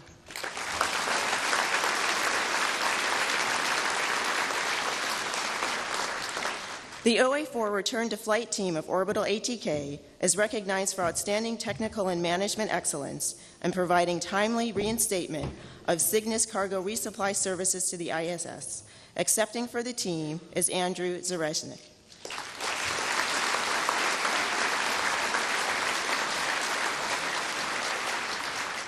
And this evening's final team award recognizes the Orion EM1 Critical Design Review Team of Lockheed Martin for excellence in preparation, execution, and follow-through of the Orion Exploration Mission Critical Design Review that resulted in NASA's authorization to proceed to spacecraft production. Accepting for the team is Brian Jones.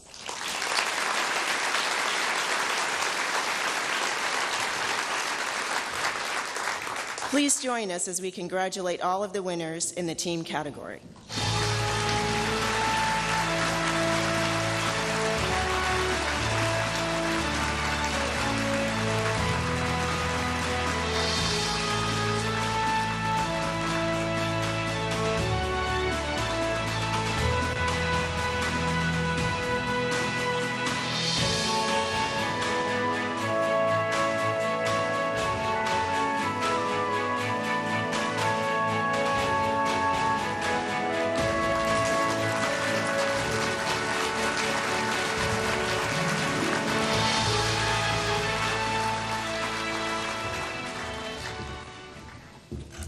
Ladies and gentlemen, I think you will all agree that tonight's Stellar Award winners represent the very best of the thousands of people working in our space program. Yes, Stephanie, we can truly be proud of all the Stellar Award nominees for all the winners and give us hope for the future. Yes, thank you very much. Thank you.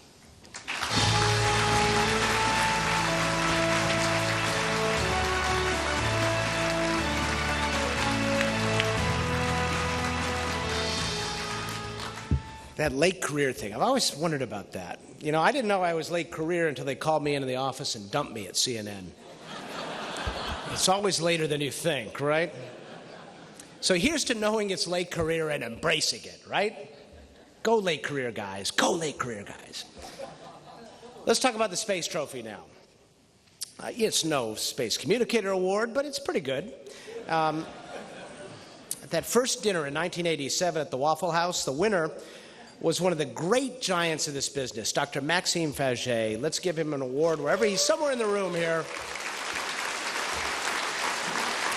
I've said before it kind of went downhill after that, but that's not fair to our other awardees. But an illustrious list of engineers, astronauts, politicians, administrators, and flight directors have followed. The trophy is presented each year to the U.S. citizen who, as judged by his or her peers, has made the most significant contribution to the U.S. space program. The recipient is selected by a vote of the Foundation's Board of Advisors.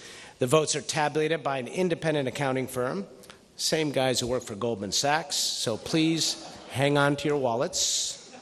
I'm getting word from our producer, Mark Havocan. I think we've got a live signal coming in. Is there something coming in?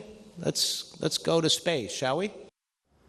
Greetings to everyone at the RNASA celebration. And congratulations to you, Dr. Elachi, for receiving the National Space Trophy for your many contributions to space exploration. I still remember when my astronaut candidate class visited JPL. We were so impressed by the amazing things that were going on there at the time. And we know this great work is still continuing today. So again, congratulations for receiving this very prestigious award and very well-deserved honor. Also, congratulations to Bill Nye and all of the stellar nominees. I won't say I wish I was there because I am perfectly happy to be right here on the International Space Station. And Expedition 47 would like to give you a special thanks to all of you there that make our mission here possible. So I hope you all have fun and have a great night. All right. To bestow the honors, it is my great pleasure to introduce the 2014 Space Trophy awardee. He is a decorated Marine fighter pilot, a seasoned Space Shuttle commander, a Marine general, a NASA administrator, and last but certainly not least, a proud husband, father, and grandfather. Everybody who knows him loves him. He's kind of the un-Ted Cruz. Ladies and gentlemen, please welcome our friend, Charlie Bolden.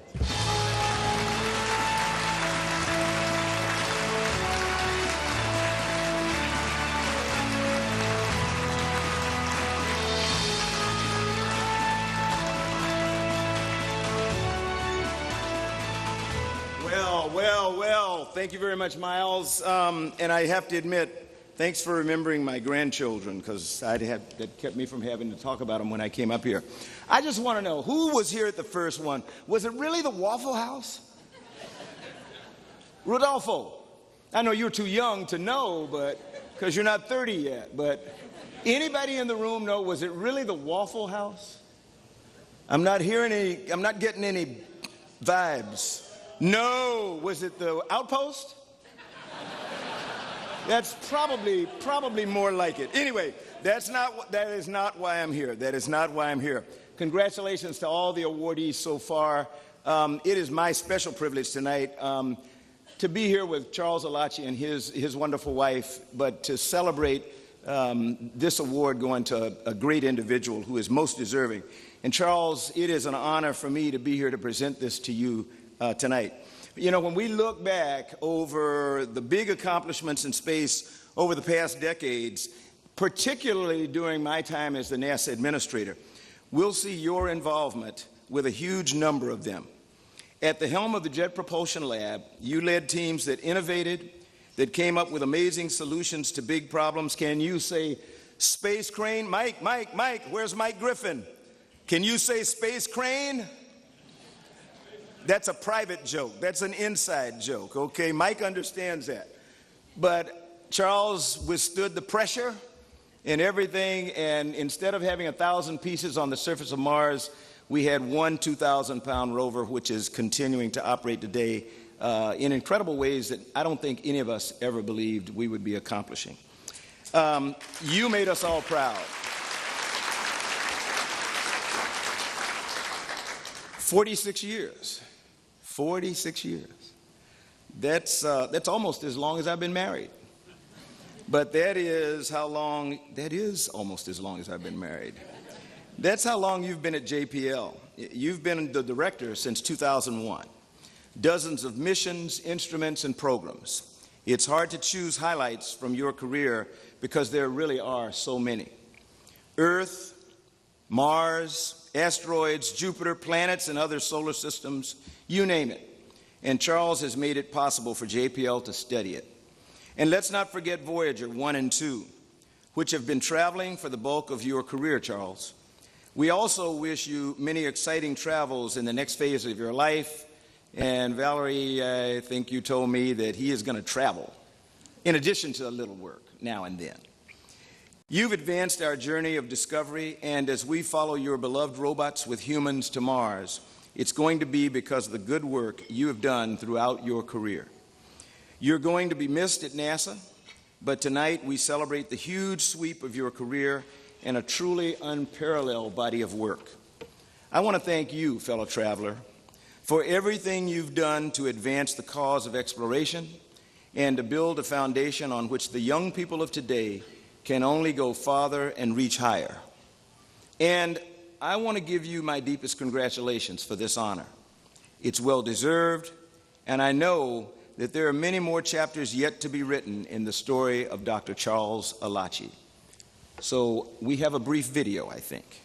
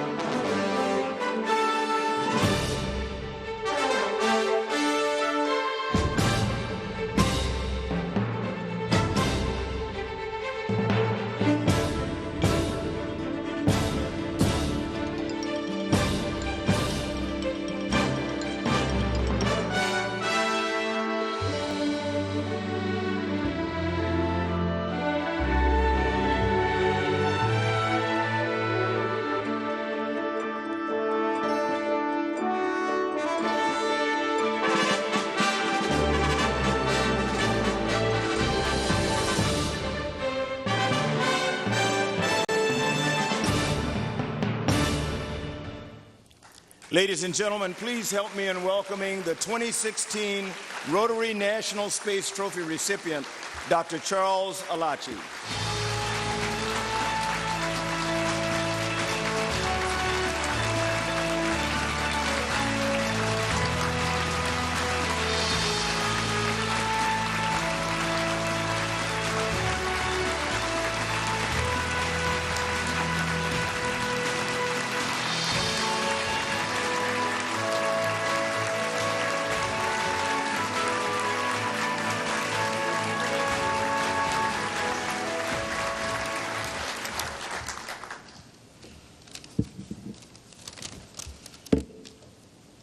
Thank you very much.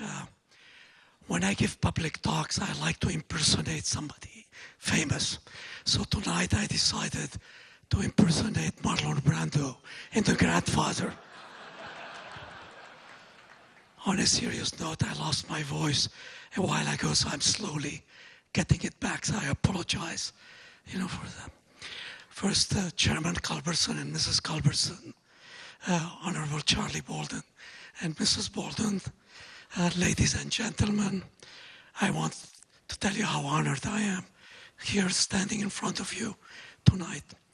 And I want to thank the Rotary National Award for Space Achievement for giving me this great honor, and for the people who voted for me and the people who didn't vote for me also. So thank you. As you heard Miles say, I was born in Lebanon. He knew that because he spent a day at our house a few years ago, and my wife and I fixed for him a Lebanese breakfast. I think you still remember, that breakfast. And I came to this great country as a student. And I started working at JPL when I was still a student, because I came to Caltech, and JPL was just a few miles away. And I was so enthralled by the spirit of exploration, the American spirit of can-do, the American spirit of anything is possible, that I was fortunate to become a citizen, of this great country. And I want to tell you, when we landed Curiosity, many of you probably saw that landing. There was tremendous amount of pride in what actually happened. All of this thing actually landing in one piece, like Charlie said. But my biggest pride was not only the landing. That was a great pride. But after the landing, I went to the reception hall, and we had as guests the head of the French Space Agency and the deputy head of the Russian Space Agency. And they came to me and they said, only the United States can do this. That was the greatest pride I had that evening. It brought tears to my eyes.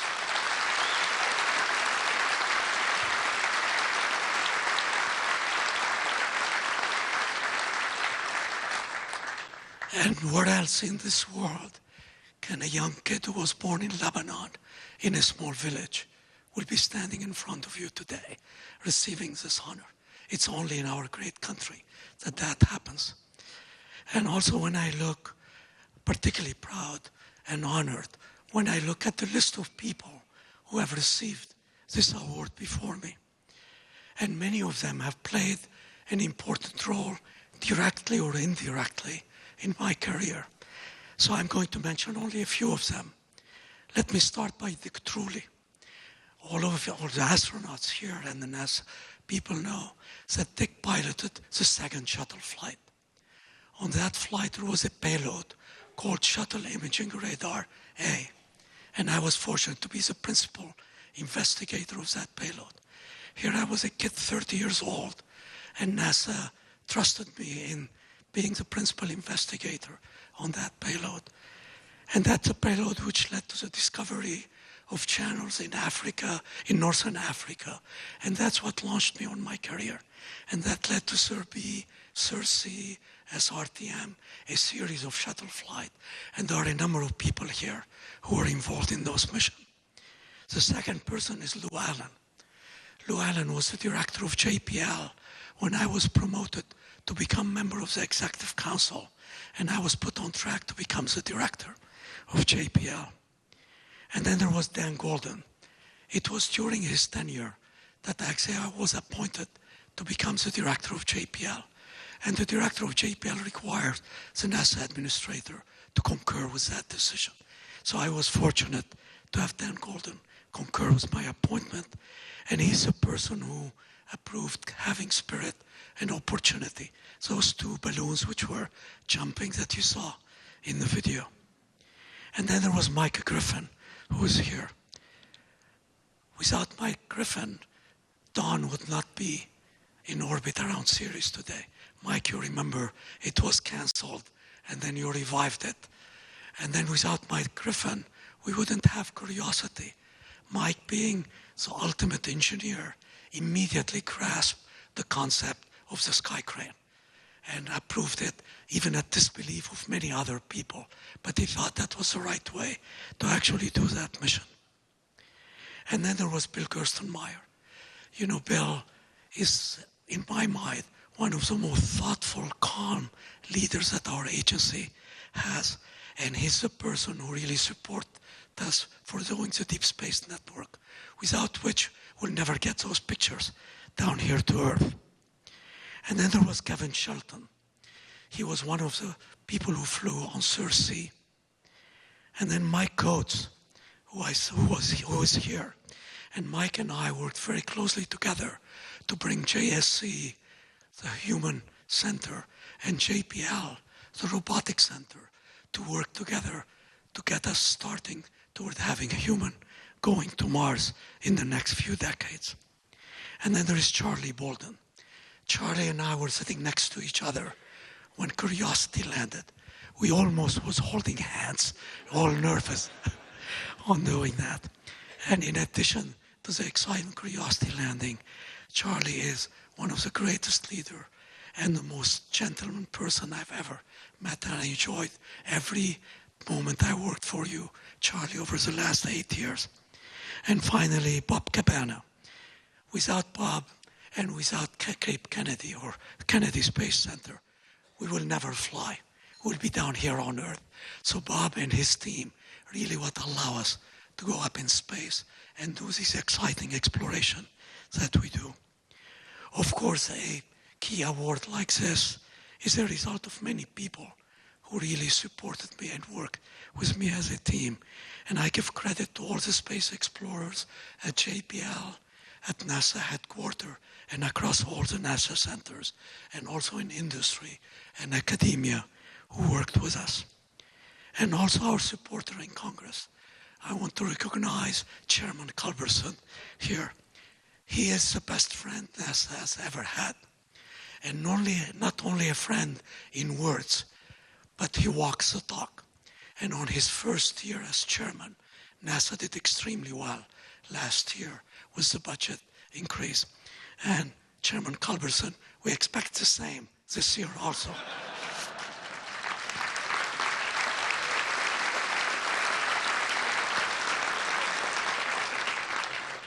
And I'm sure we will get that. And most important, I want to thank my wife, Valerie. Not only she supported me in my career, but also many of you received probably holiday cards that we sent from JPL. They were all designed by my wife. Many of you probably saw those 12 posters, which are called the Exoplanet Travel Bureau, even that they were designed by Dan Goods and his team. But the idea behind the calendar came from my wife, Valerie. So again, thank you.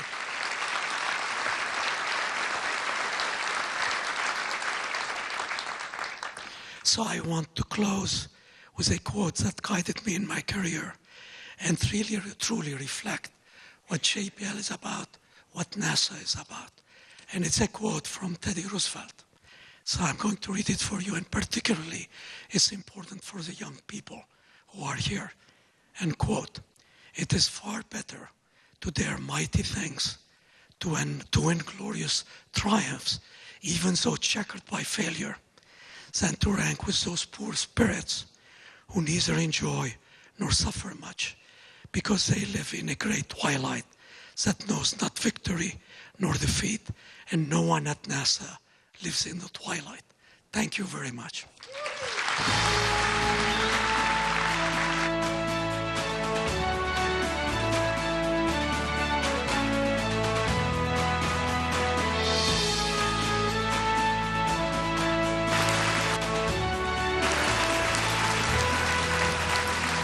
All right, so you've retired, so you can receive gifts now, right? Yeah, okay, good. All right.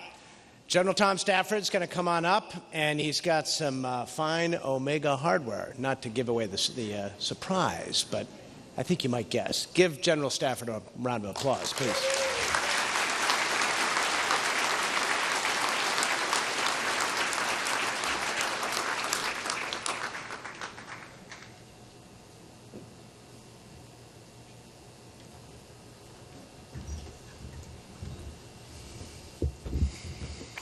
Dr. Elachi, congratulations winning the National Space Award. You have been an inspiration in the leadership you've given there, the systems you have produced, and it's, even though I think you're probably the first one that has not been associated with human spaceflight, either directly or indirectly, but yet it is the robotic things, the robotic ideas that have led the way, all the way. And I can remember, sir, when we started out Apollo, and I'm very fortunate, one of the few people ever flown to the moon. When we started Apollo, a famous Nobel winner said it will be a disaster because the lunar dust will be 8 to 10 feet deep. He could prove it to you. And he had wrote papers on it. But the Ranger, the lunar surveyor, and all that proved that the dust was about that thick. So it was the system, sir, that you built at JPL. And I remember when the Curiosity launched, Charlie Bolden was with me there on Pad 41, Senator Bill Nelson. We were out there cheering for you. It did the job. That Atlas, first with the perfect trajectory, and then for that 9 months en route, and then that total sequence was fantastic you designed. Unbelievable. And so it's going to be great there for our people, like you pointed out, that goes there.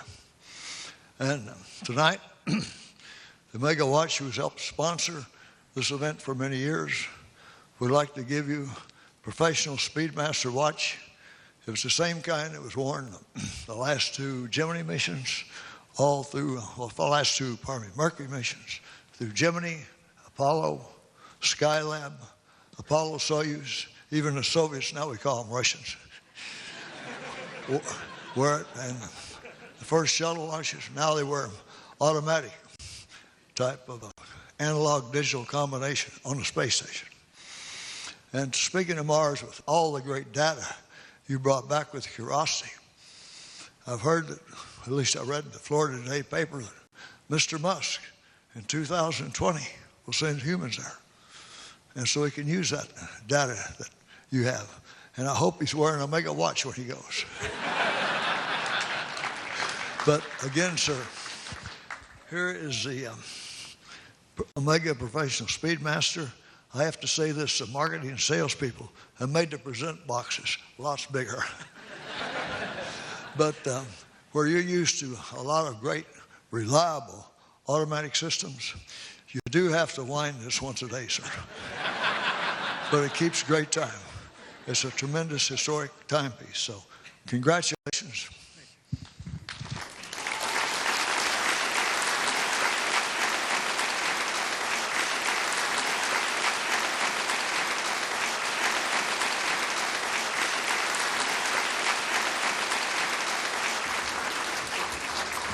All right, we're getting close to cocktail time. I would like to acknowledge Task for sponsoring the portrait of Dr. Elachi by artist Pat Rawlings. You saw it out there in the lobby. It will reside with the 6-foot trophy at Space Center Houston for the next year, so check that out. And let us all acknowledge the other sponsors. They'll be up there on the screen in a moment for their support for tonight's dinner. These organizations made this possible, so go out and buy something from them, a rocket or something, buy something. Folks, it's been a lot of fun. I may be the low bidder. I do feel the love here in Houston. Thank you all for your support over the past couple years in particular. It's great to be part of the space family. I love you all. Good night, Houston. Rodolfo?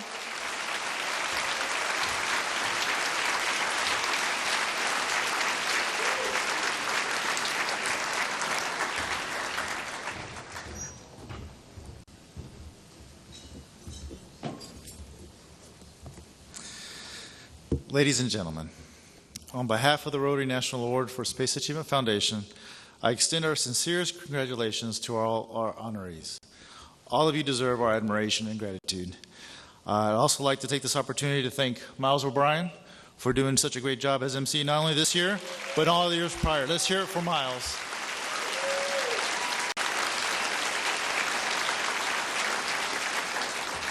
I'd like to remind everybody that NASA Television will air tonight's program at noon and 7 Central next Tuesday and Wednesday, May 3rd and 4th. And finally, the Foundation is very grateful to all of our sponsors whose support and achievements make this event possible. Thank you. Now is the time when I ask for the Board of Advisors to please gather on the stage for our special group anniversary photo. This is the conclusion of our program. Thank you so much for being here tonight. Keep up all the good work. Please drive safely and have a good night. Thank you.